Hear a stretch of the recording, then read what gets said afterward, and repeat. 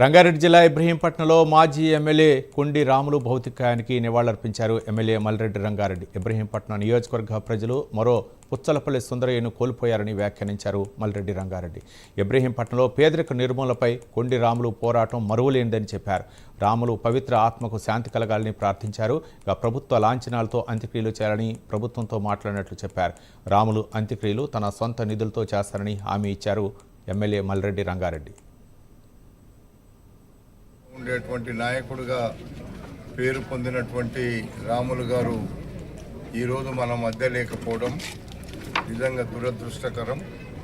ఈరోజు మరి వాళ్ళ కుమారుడు ఒకరు ఇక్కడున్నారు, మరి ఇంకొకరినేమో దేశాల పొంట ఎక్కడ తీసుకుపోయారో ఇంకా రాలేదు అంటే మనం అందరం కూడా బాధపడాల్సినటువంటి విషయం.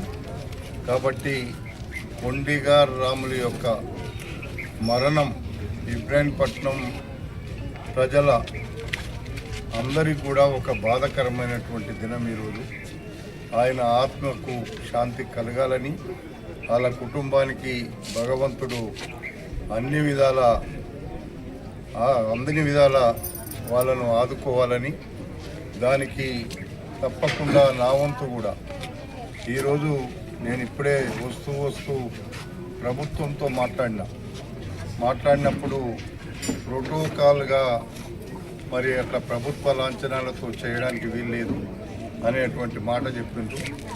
ఆయనకు వాళ్ళ కుటుంబ సభ్యులు ఒప్పుకుంటే ఆయనకు కావలసిన ఈరోజు అన్నీ కూడా నేనే ఖర్చు పెట్టి చేయించడానికి నిర్ణయం